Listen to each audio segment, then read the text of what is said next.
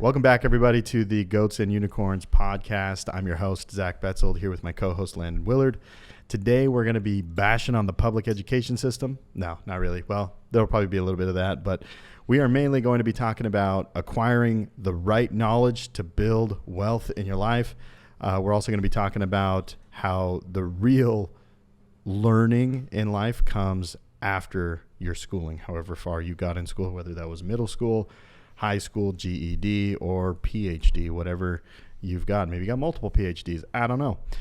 But I doubt people that have multiple PhDs are listening to this podcast, but you never know. So anyways, yeah, let's talk about it a little bit. I know basically both of us college dropouts. Proud. Right? Proud of college dropouts. Exactly. And I think, what do you think about that these days? Because, I think, I don't know. I personally kind of wear dropping out of college with a badge of honor a little bit. Exactly. Like, I think it's cool, especially obviously having achieved some success. Maybe I wouldn't have been wearing it as a badge of honor when I was early on, just struggling, spinning my wheels. I'm glad we're talking about this first because we both dropped out of college. We both got married young. We both had kids young. Yes. And I'm sure you had, your friends, your loved ones, people that you met that you talked to asked, hey, what's your plans? Right. I'm sure you had a lot of, when people started figuring out, hey, you're dropping out of school to try this and that and kind of want to carve your own path. I'm sure you've gotten a lot of, nice, but definitely judgy. A little bit of judgmental. Yeah, a little bit of judgmental, either, backhanded compliments or just. Yes, plenty of those. I hope you know we do. Or, just people, people have a stigma, especially, older, a lot of older generation people. There's a stigma, obviously, with it. And, I guess you could say historically there's something to that. But the world is a lot different now. Oh, yeah. Big time. Yeah, I will say just changed. I will say as far as my story goes, I don't think I wasn't as exiled as probably a lot of other people who said, hey, I'm not going to school anymore. I'm going to go do door-to-door sales or whatever, or whatever the thing is. I'm going to go pursue this business opportunity or this trade school or something. Trade schools are super popular these days. Mm-hmm. So I feel like society right around our generation got a lot more accepting of hey, school isn't for everybody. In fact, growing up, my dad used to tell me that all the time. He's like, hey, school's not for everybody, Zach. If you want to go to a trade school or this, that, and he would more emphasize trade school. He wouldn't really emphasize entrepreneurship, which is fine. But to him, he was like, he's a guy that likes to work with his hands, but yes. He did get a degree. Mm-hmm. It wasn't in anything super prestigious or anything. I think it was in general studies or something, but still he's got the piece of paper that says he went to the 4 years and got the credits and got the knowledge and everything. Right. And, anyway, so it wasn't that bad for me as far as family members or anything like that. But I definitely do notice it sometimes. Well, here's what's actually more funny is I don't think it gets brought up in conversation that much because oftentimes people that just meet myself, my wife, my family and stuff, and that conversation doesn't get brought up. I think they just assume that I have a college degree because they see so far what I've been able to build and everything. And they're like, oh, older, they just assume, I think it's the college phase. And they're like, oh, and then when they find out I dropped out of college, they're like, wait, what? You dropped out of college? Are you serious? And I'm like, yeah, I did. I had 2 semesters under my belt, got married, 3 semesters under my belt when we had our first kid. So it was 3 and 4. So 3 when I got married, 4, I think. Yeah. No, just kidding. 2 when I got married, 3 when we had our first kid. And then I was just like, well, I'm not going to be able to support a family going to school and right now and everything. And I was like, if I want to do school down the road, plus I'm just not, super built for school. So that's another thing too, is that I have a very hard time with, I think we've talked about this before on the podcast. I have a hard time with authority sometimes, especially when I don't respect authority. Mm-hmm. Not that I didn't respect my professors or anything, but when somebody is grading me and telling me you got a D, you're like, oh, wow, this effort that I put into this wasn't good enough for you, And so I have a hard time with that. And so people constantly telling me my worth when I like knew what my worth was inside intrinsically, like that was always something I had a hard time with too. So anyways, my path, I'd be curious to hear your path as far as like dropping out of school, what maybe family members or friends or other people thought of yours, because mine wasn't too bad. Although, early on when the success wasn't there, there was a few people that were just like, oh man, I bet he wishes he went to school. I could tell there was some of those types of judgmental thoughts going off in people's heads, right? With just the way they were saying, kind of like you said, those backhanded compliments. Exactly. And you can always, it's funny, you can always get a sense of that. Like oh yeah. You pick up on the energy. Yeah. You can pick up on the energy. You yeah. can feel what people are, generally thinking about your decisions and what you're doing, which is fine. Like, it's not a good or a bad thing, but it's just funny how Mm-hmm. And for me, I wouldn't say it was too bad, but I definitely had sit down conversations or interventions or whatever with siblings. They're like, what are you parents, doing, Landon? Yeah. Just like, hey, we want to know what you're doing. And like, this is like, it looks like this is the path that you're taking and this is your plan. Like what's the actual plan? Like, are you sure this is a good idea type of stuff? Right. And, are you sure you don't want to go back to school? Yeah, exactly. Are you sure? You don't want to go into debt learning stuff that you're never going to use? Exactly. It's funny. Yeah. My sister, she one time said like, one of my reasons was like, hey, look, here's the thing. I feel like everybody's going to school. Everybody's getting a degree. And the original purpose of school is to go gain a skill set that is a specialized skill set that'll set you apart in the marketplace. Correct. That will allow you to bring value to a company, a business, and get paid handily for it. Yeah. But now everybody's getting their degrees in psychology and general studies and whatever else, and they're not bringing any additional value. Nowadays, if you want to go bring value, you have to do graduate school. Yeah. Which is more school, more debt, more time. Yep. And more debt. Oftentimes, unless you can somehow pay for graduate school out of your own pocket, or maybe you have a family that's pretty wealthy and can pay for it for you. But that's the other thing too. If you have a way to pay for it out of your own pocket, then why would you? We'll get more in depth into this, but that's the thing. If you are going to school to be a general dentist, general dentistry, that's going to take 8 years. Yep. That's going to be minimum for school, and then you got, I think, residency after that. Yeah, and then you have residency. And is that what you wanted to do? Because that was early on what I was going to do. At one time, I was in the pre-dental program. Yes. It really? It lasted like not even a semester. Yeah, dude. For me, I did. And it was my first semester, and I was like, okay, this is my plan. And then I went to one semester, like it was literally like a month into the semester. I'm like, okay, I know for a fact, I know myself too well. I cannot do this for 8 years. No way. Yeah, dude. For me, it was like in high school, we had to do this thing called a culminating project. I don't know what they would have done in Nevada, but that's what they call it here in Washington. Was it like a career finder type thing? Kind of like you had to do this, hey, this is what I want to learn. And this is how many, you just had to do all this research and this and put together like something on a career path. Yeah. And then give a little presentation, I think, on it. And it was like a decent amount of work. Like I remember it was I think they would call it in college a capstone project or something like that. Something that's kind of like a big hurrah, that was kind of our big hurrah of high school. Yeah. So they called it a culminating project. Like you kind of culminate these things. You would work on it a little bit each year, I think. Oh, if really? I'm not mistaken. So this was like a multi-year, I'm pretty sure. project. Yeah. And then you were graded on it like at the very end. So I thought that was kind of cool. Like your senior year? Yeah, senior year. And mine was for dentistry. So like I'm sure there's probably a binder floating around my parents' house somewhere that has my name I remember there's a little tooth holding a toothbrush. Hey, that was did like, all the research, Zach man. Betzel wants to be a dentist. And the funny thing is, the only reason I wanted to be a dentist was because I wanted the quality of life of working 3 to 4 hours, or not 3 to 4 hours, 3 to 4 days a week, and then I could play golf the rest of the week. And get paid and get 6 paid figures plus. Yeah, and get that paid, sounds like a pretty $200,000, good $300,000, $400,000 a year. Yeah. Yep. And so, yeah, it's just kind of funny that I remember us talking a long time ago about how you wanted, I think, to be a dentist or something like that. Yeah, and it's funny. The same with you. And that's just like, that's the reason we're here, because us just getting started out in school, that was the golden path to wealth and success is, hey, let's go be dentists, or let's go be lawyers, let's go be orthodontists, let's go be whatever you want to be. Yep. And let's go to school for 8 years and that's fine.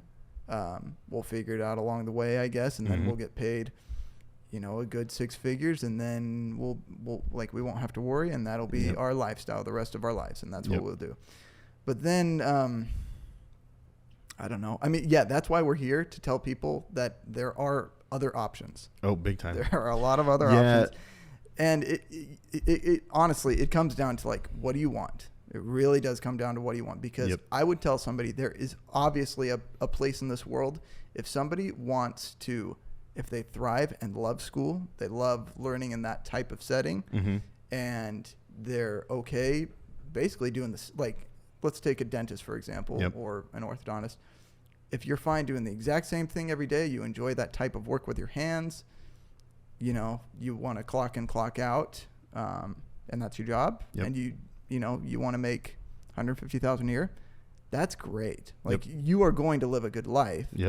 But the difference is, I think people think that that's being, generational wealthy. Or that's having generational wealth, or that's, the only way to be rich. Or that they'll be saved, because there's so many other things that go into it too.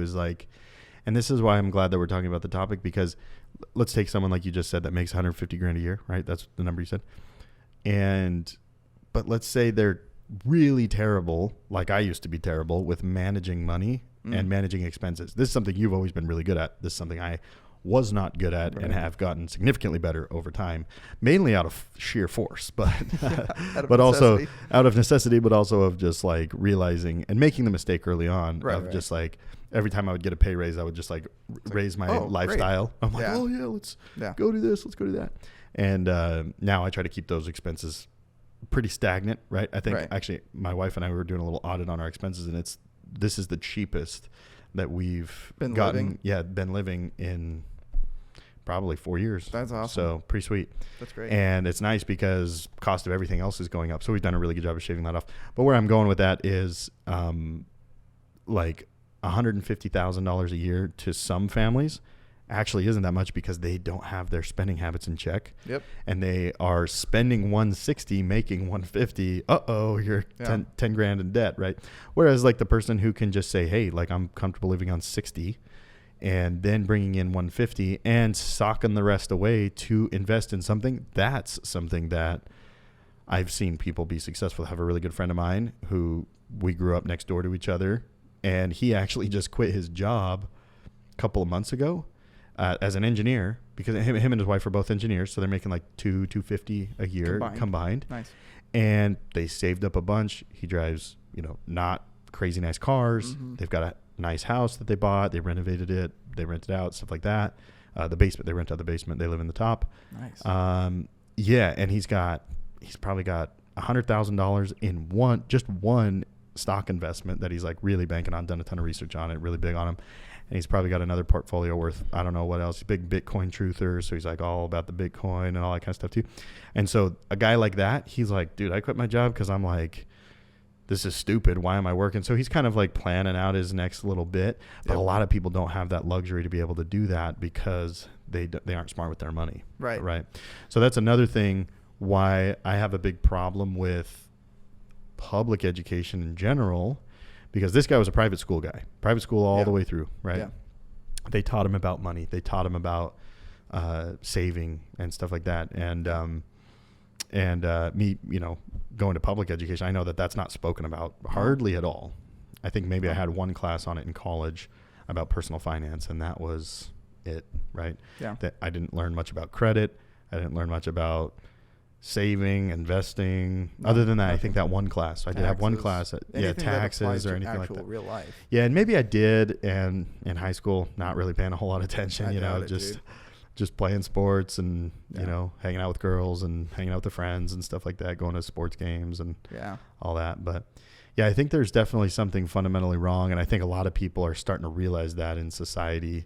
Dang, I know nothing, and I got to go figure all this out the hard way. So what do you think,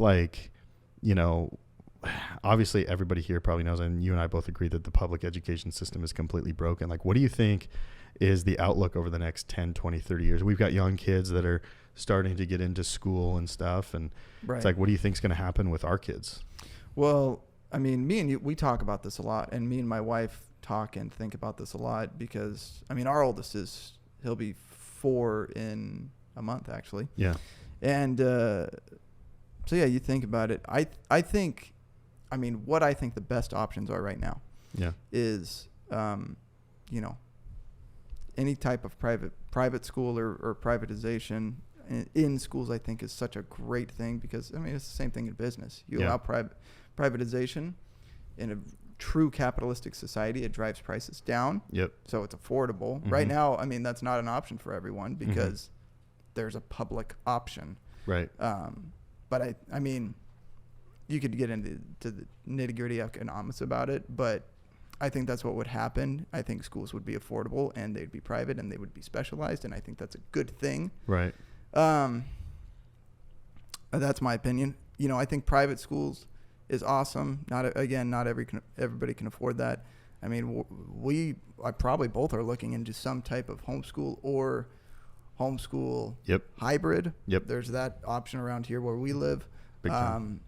Also, like a homeschool, like I don't even know what the right explanation for it. Almost like a homeschool, like trade system with a combination of families. Yeah. I think that's in our area that's going to become a lot more common ground. Yeah. And I think that's a great thing because, you know, there's the socialization aspect in schools, you know, and the hard part is, and again, where we live, like the stuff that is taught in public schools, like, you know, that's the problem that I have with is I have no control over what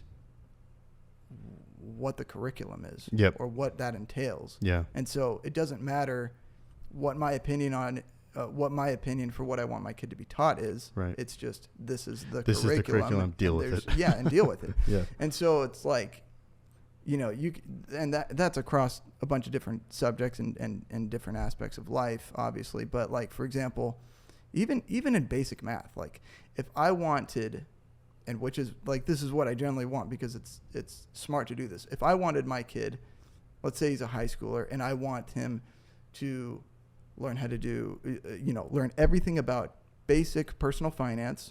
I want him to learn how to do taxes. Yeah. Or at least for himself on a basic level. Yeah. And I want him to, have a business math class. Yeah. Basic business finance. If I can't control whether, that's not a normal thing in public schools today. No. I took pre-calc in high school and yeah.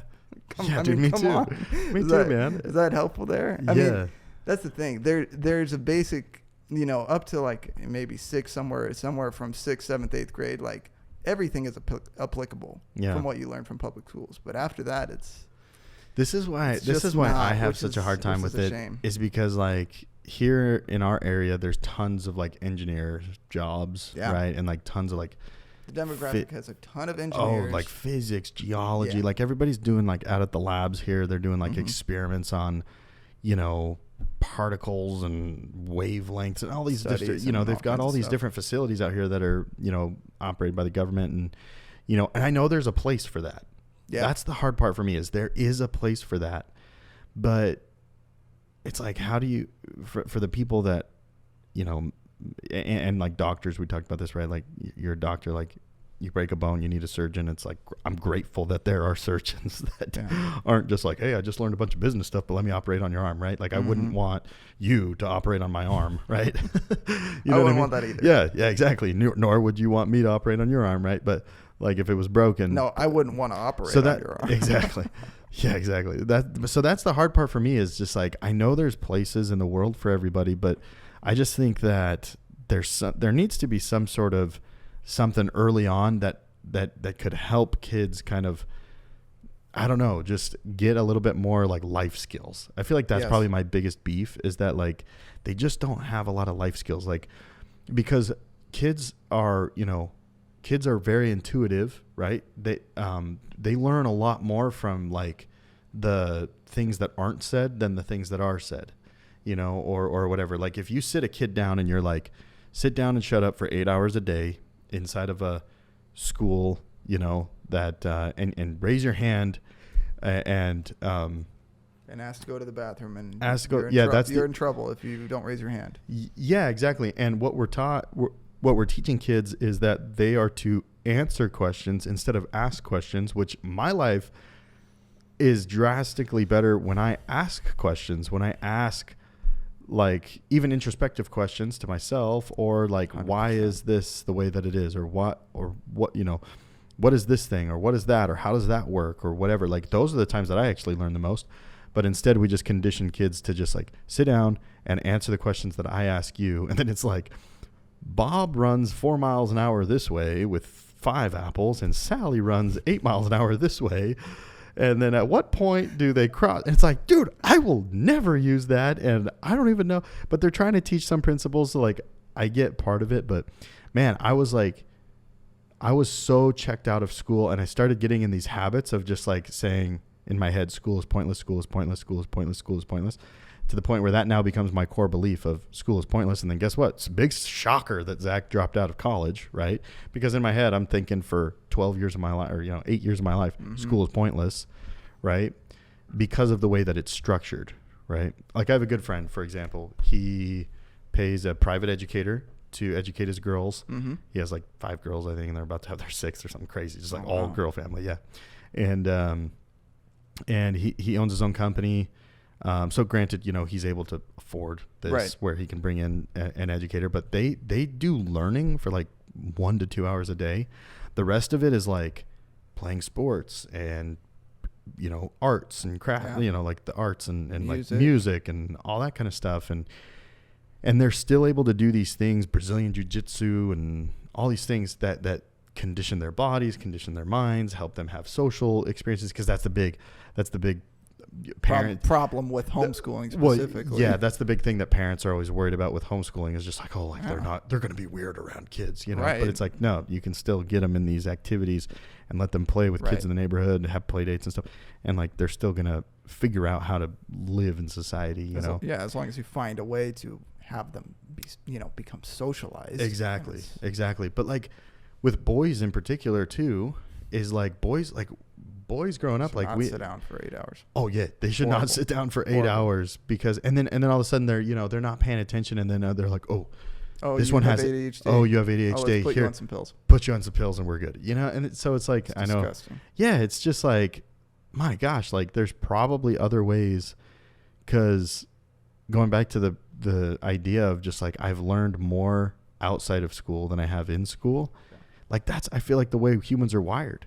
Like should be that we're way. We're wired to explore learn, and learn from our outside surroundings and stuff. So like, I don't know if did you ever use this like this like classification of people where like, oh, that person's book smart and this person is street smart? Did you ever use that? Well, yeah, everybody does. Everybody does. Okay.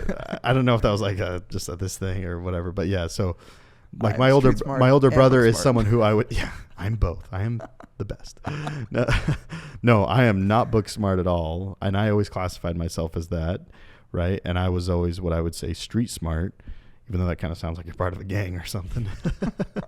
But, yeah, it's just like and I don't know. I look around at people who are street smart, and I consider those are the people that know how to communicate, how to persuade, how to, just get along with people, manage people.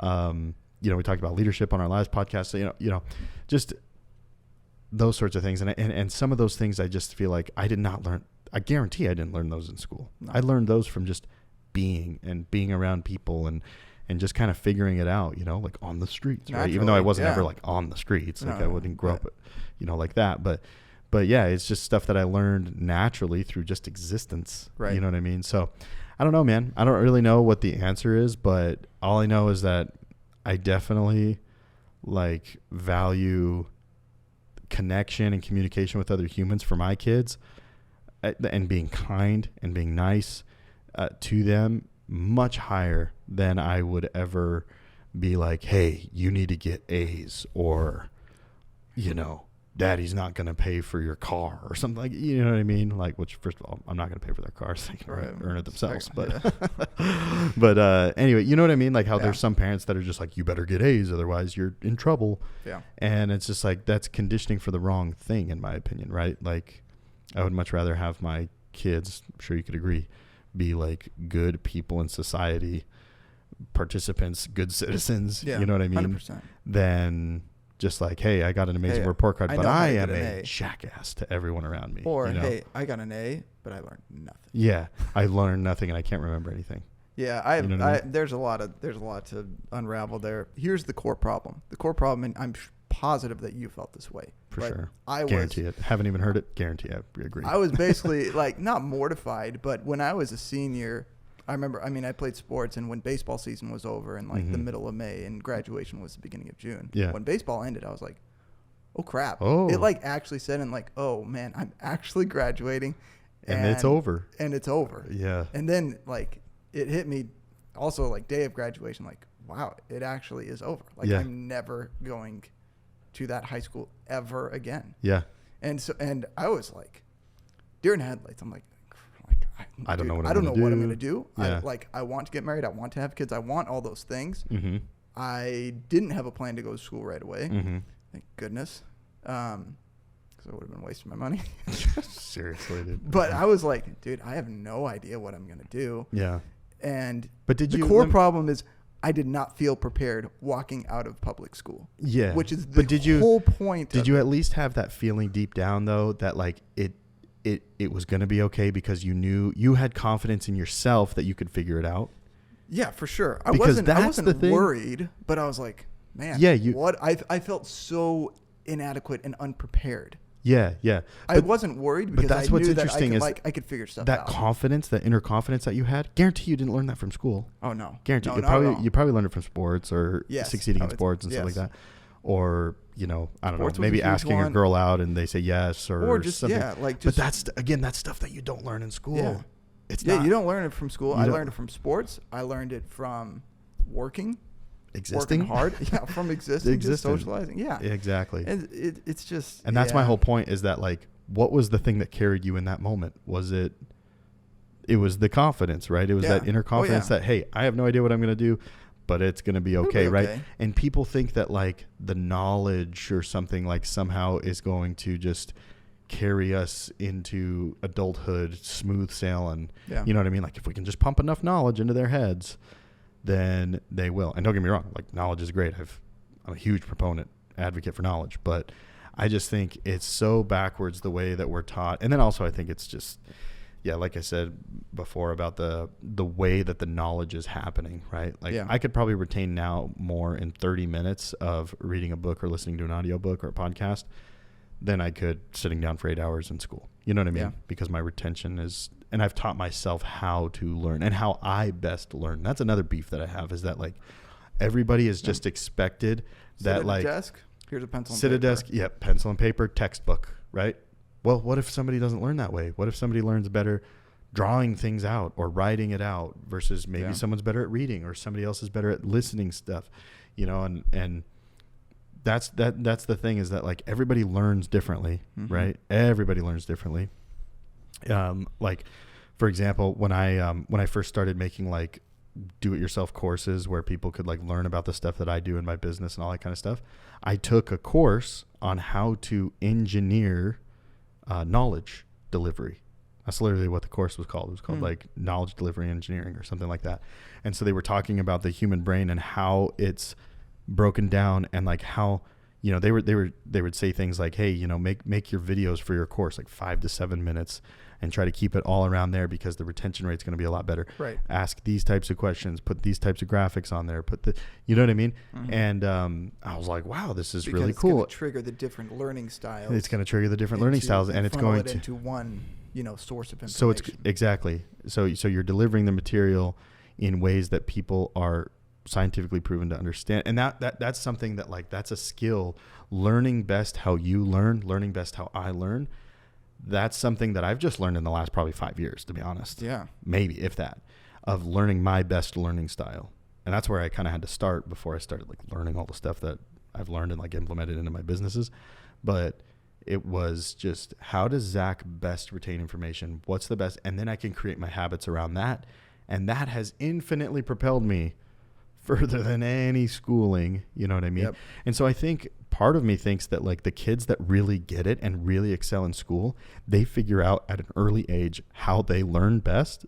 Either their parents taught them or helped them figure it out, or a teacher did, or something. Or maybe they just naturally learn the best way in a school setting. Yeah, or maybe they were just lucky. Maybe that's maybe they were just lucky. To fit the mold. But everybody else doesn't, and then they're just like, you, and you're destined for failure. Yeah. You know what I mean? Because you don't pay attention. You don't pay attention. In class 'cause you didn't bored. learn anything. Yeah. Your test was a 60%, so therefore, you know, you don't know anything, right? Yes. And then we just start grading ourselves, and then now the whole other conversation comes on to emotional and mental issues with other people telling us our value, like I was saying earlier. Yeah. Or even just yourself, like, oh man, I got a 60%. My mom's gonna kill me, you know. That, or like, hey, I constantly get, you know, C's and D's just because like it's just I get bored and whatever, and I'm just destined to be a C player. I'm gonna be a C minus the rest of my provider. Life. Yep, exactly. For my family. Yeah, exactly. And, like, there's nothing that could be further from the truth. So detrimental, man. It's sad. And going back to the learning styles thing, and also just different skill sets. And there's two parts to this that I want to mention real quick. One, for example, my wife, when we were in college together that first semester, I was the type of person where we would be hanging out, you know, and just, you know, supposed to be doing homework. Yeah, supposed to be doing homework. We were just hanging out the whole time and not doing homework. Doing whatever, we were doing whatever. And I was the type of person. I mean, I didn't do well in college, but I did none of the homework. Then I would go and basically get like 95s on all the tests. And then that would average out to like, you know, I ended up with C, maybe a B. Yeah.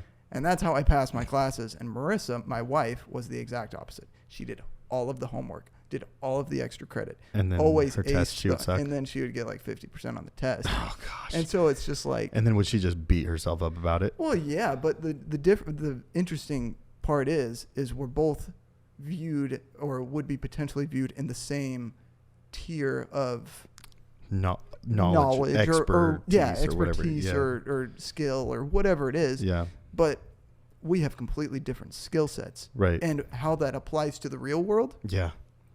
We shouldn't be doing the same things. She thrives in this situation and I thrive in this one. Yeah. And if we had potential employers, which is what public school is, it's you know, a factory for employees, which is fine if you want to be an employee. There's places for employees, there's places for entrepreneurs. Yeah.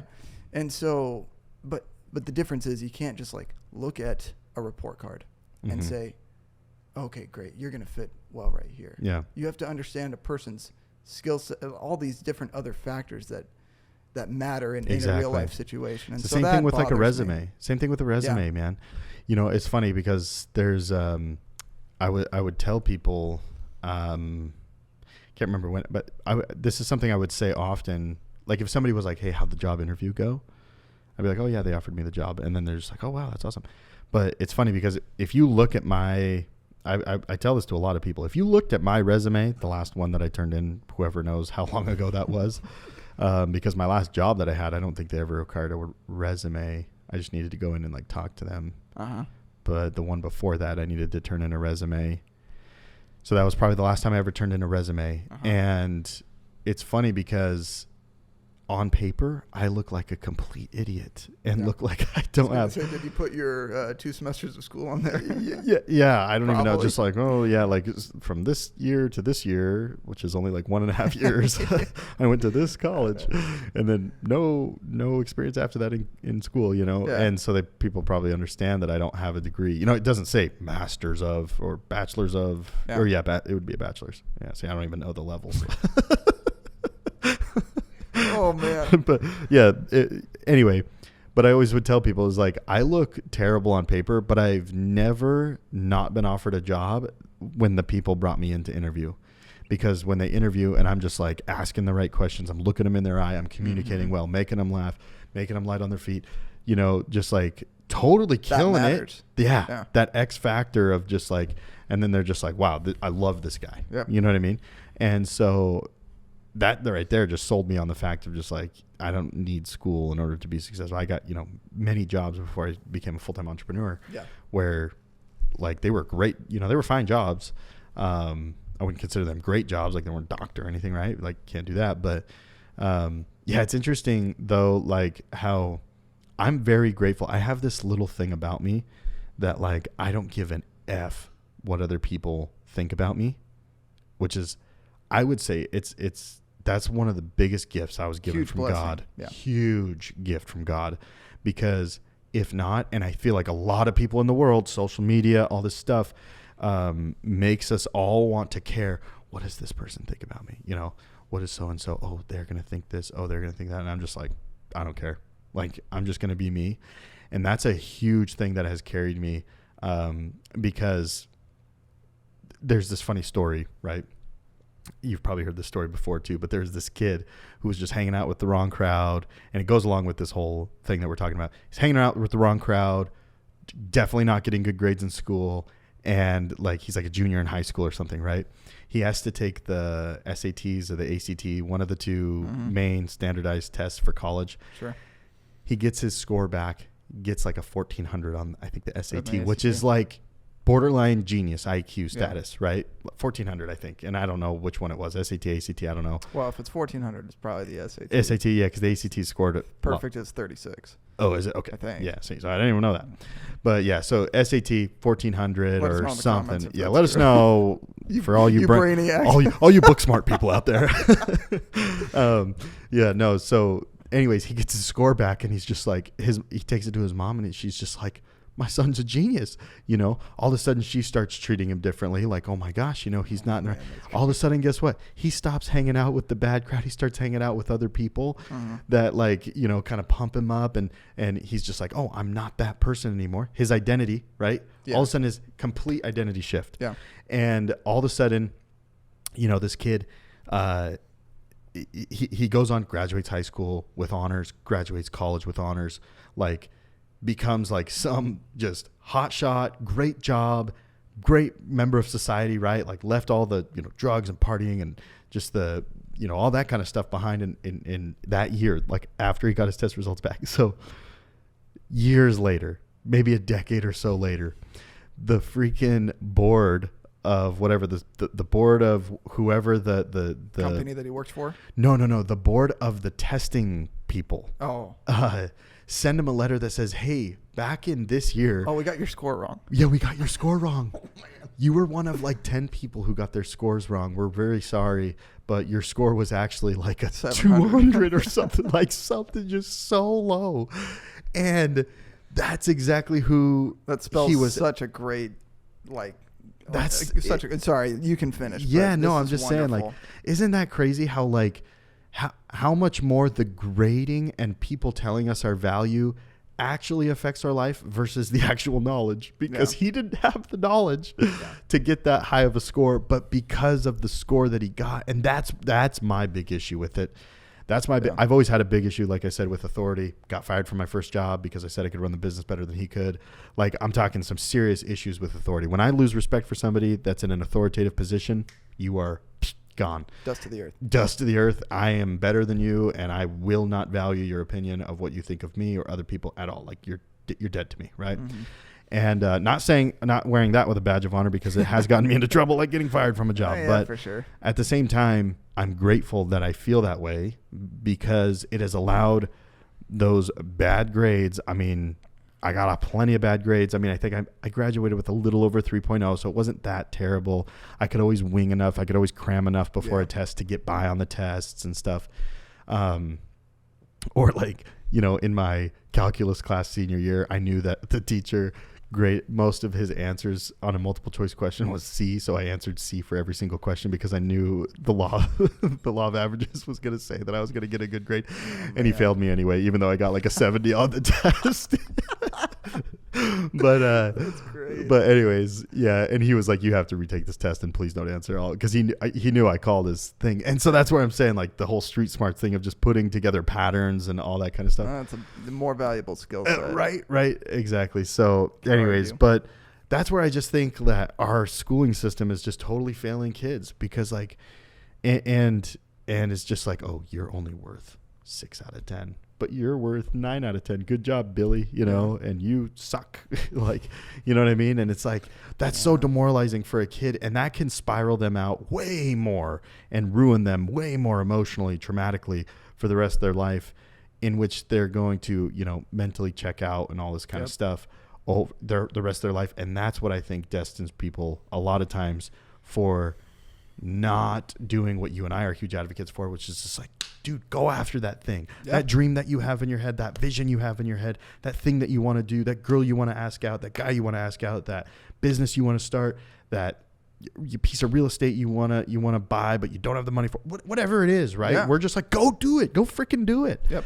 And that's the kind of attitude that I wish schools bred in our kids, like in young people. And I think it's just led to a lot of travesty, unfortunately, in the I would world. say I am a victim. Well, was. I'm a victim. I'm a victim. You are. I embrace the victim. Yeah. No, I would say I was a victim of that because I mean. Would you let it affect your? I think so. Yeah. Just because, I mean, mostly probably like, you know, most young boys. Yeah. I was, you know, school's boring. I mean, let's be real. Oh, so, man. Yeah. You know, I wouldn't pay attention. I'd talk in class and you know, you always got labeled as that guy. That guy the who's class just gonna clown, or the just gonna grow up and like basically be nothing because they don't have the ability to focus. Yeah, you just don't have it together. And yeah, you just don't. You're not cut out for it. Yeah. And so I honestly felt like that was my identity throughout school. I mean, and for me, I went to a really small high school. Yeah. And I played sports, and I was like, high school was my kingdom. And so like when high school was done, I was like, man, like this kind of sucks. Now you're gonna fall into that. I'm gonna fall into. Oh, because you didn't I'm gonna have have to go to the anymore. workplace. Yeah, I didn't have sports anymore. You didn't have sports anymore, which was your kingdom. Like that was my hierarchy. Your throne, and so now I'm gonna go to the real world hierarchy, which is basically, you know. Oh, interesting.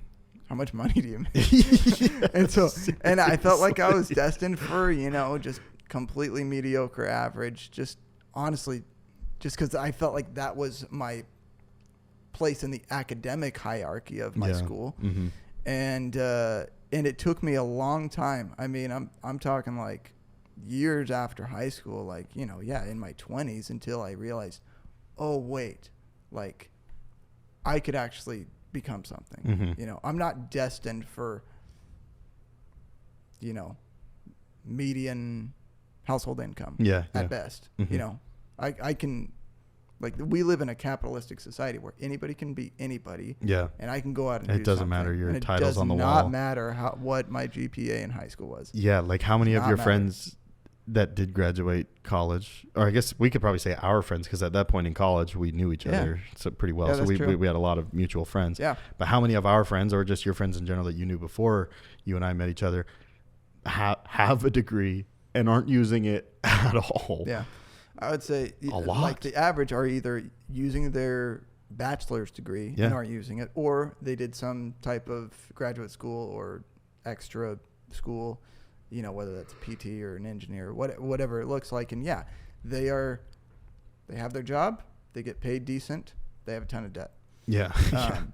And that's the difference. And the difference is, like, people like me and you, we quit school, we started busting our butts, working on our businesses, acquiring skill sets, and we expedited the process. And now we're making the money that we're making without the debt, and with the opportunity to, instead of spend that money on student loan debt, go invest that and build your wealth that way.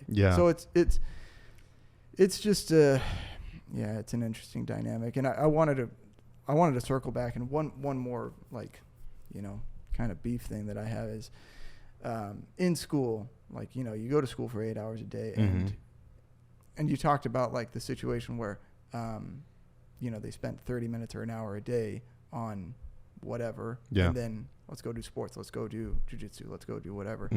But how many hours of the 6 or 8 hours a day of going to school, how much do you feel like you actually learned, and how long would it take you to learn what you learned if you condense that time?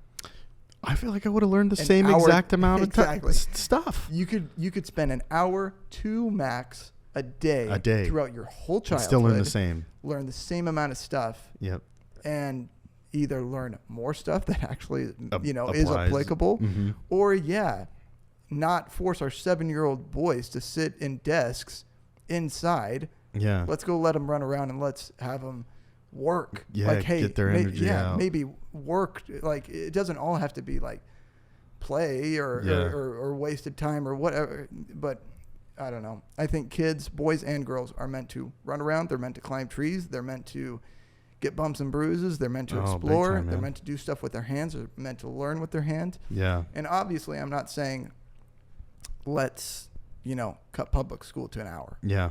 I mean, I don't know what the solution is. I mean, I've heard some great theories. I think we're, you know, still a little bit of time away from, you know, a great solution to the mass problem. Me too. Yeah.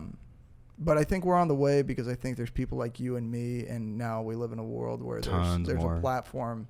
Yeah. You know, there's platforms with, you know, with people with interesting and new ideas and opinions on how to go about this. How to solve the problem. But I'm obviously on the train of thought of let's find ways to help our children be in a better spot, because for sure, you know, like we said, it's not okay in my opinion. It's a form of child abuse to tell a 7-year-old boy, hey, you don't have the ability to sit still and be quiet for 8 hours a day. Yeah. And it's your problem. Have you heard, I think it's Jordan Peterson. Yeah, have you heard his thing on this? Big advocate for where this he's too. like, and I'm all on board with he's it. like, I couldn't agree more. He's like, you tell that boy that he's ADHD, watch him play a video game.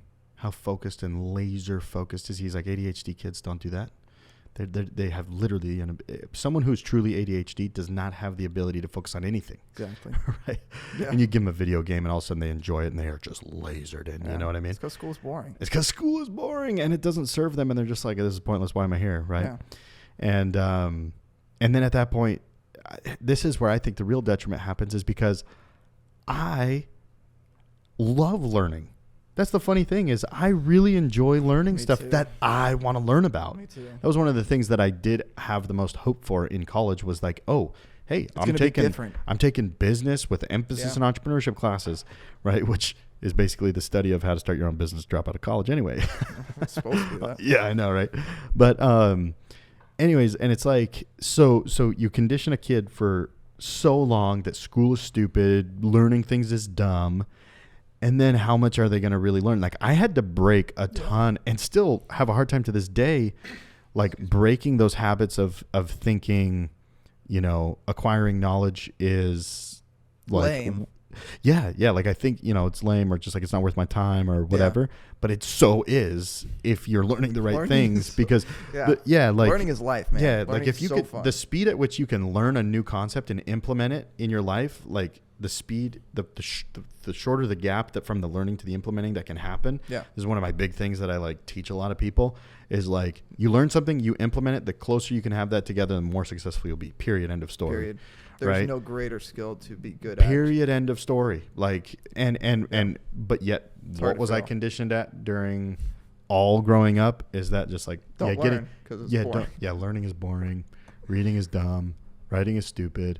All these sorts of things, right? And so that's kind of one of my biggest things, is that, again, kids, myself included, you included, everybody, when we were kids and the kids nowadays, like, we learn way more through like nonverbal stuff, nonverbal and like the paraverbal, I think is what it's called, right? Yes. Where it's like the things we pick up on by listening and the energy that people give off and is that paraverbal? I don't know. Paraverbal is everything, if you know, as if you were blind, what you hear.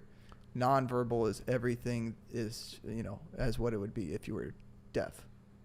Yeah, seeing and okay, body language and all that kind of stuff. That okay, kind of stuff. Okay, so gotcha. All the non. So really, actually, I guess technically both of those things are the things that we pick up on way more than the actual spoken words, which I guess that's that communication thing where it's like 7% of communication spoken words, 33%, 38%, whatever those breakdowns are.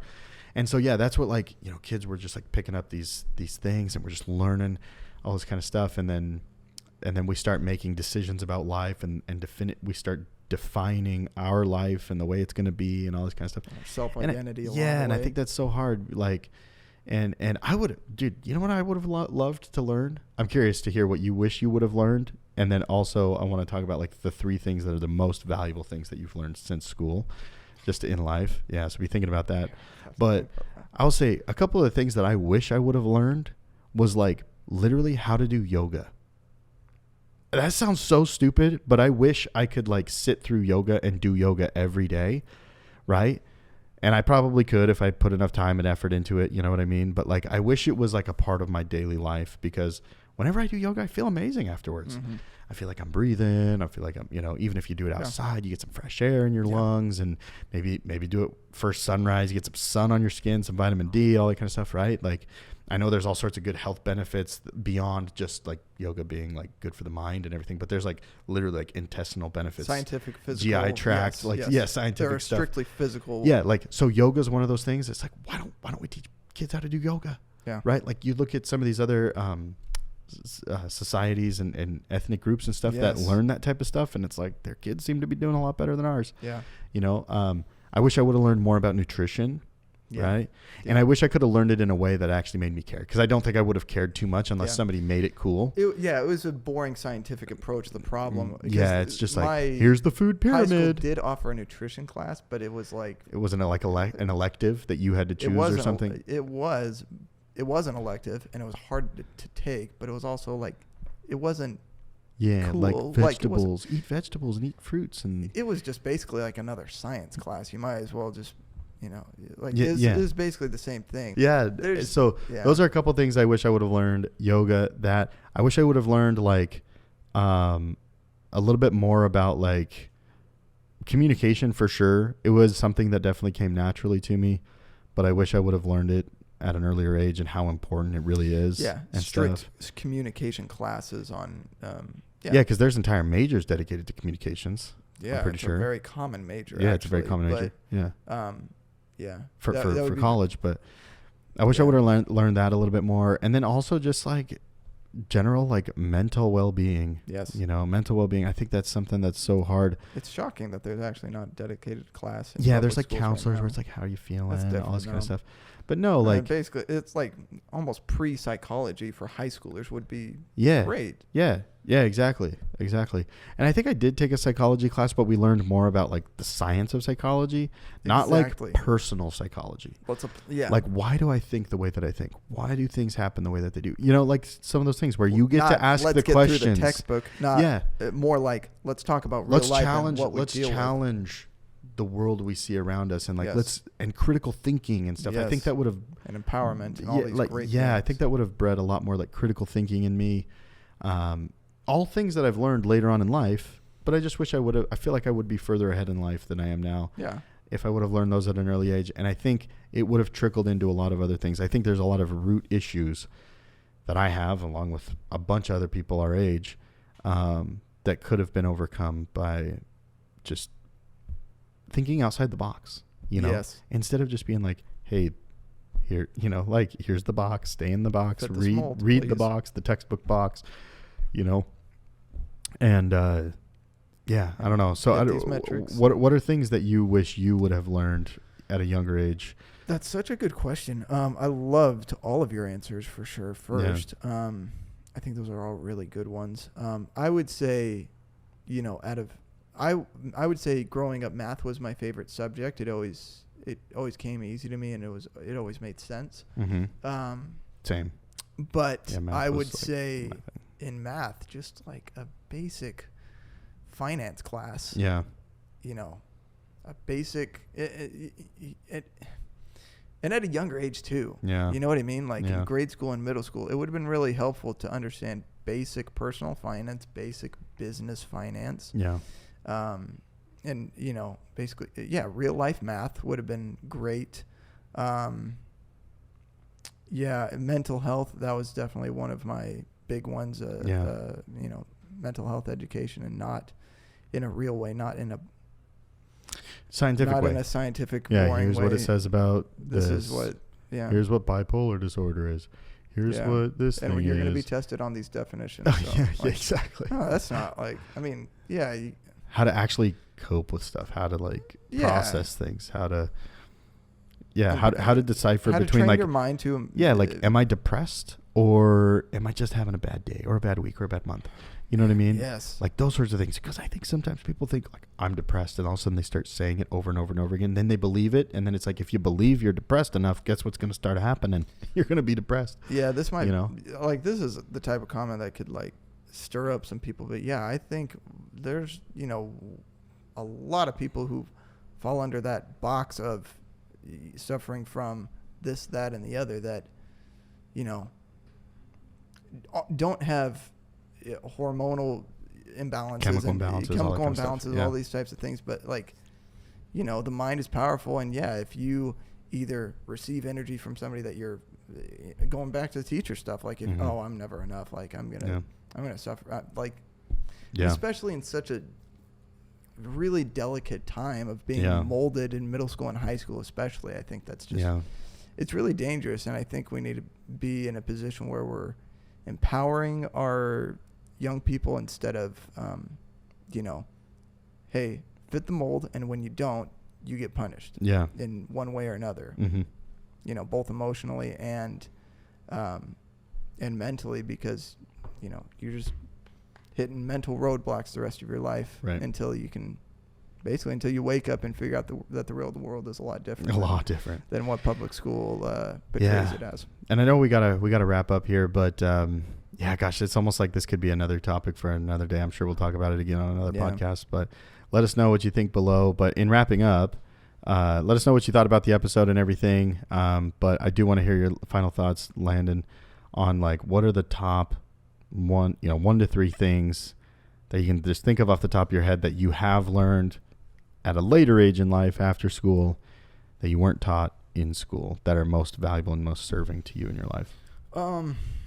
I think, there was no class in school that I took that was the study of people. And again, like you could say that's psychology, and that's like the most common college major. But I don't know. I think, kind of what you said, communication, people, and just understanding, even from a weirdo hippie holistic way, like, energy, and just being able to understand and recognize, like, just being able to deal with and manage and work with people in a successful, positive energy environment, and creating that, as a business owner, creating that place where people can thrive and succeed, where each individual is becoming their best self, not the rich are getting richer and the poor are getting poorer, but a mutually positive environment, I think, is, you don't learn that in school, that's for sure. I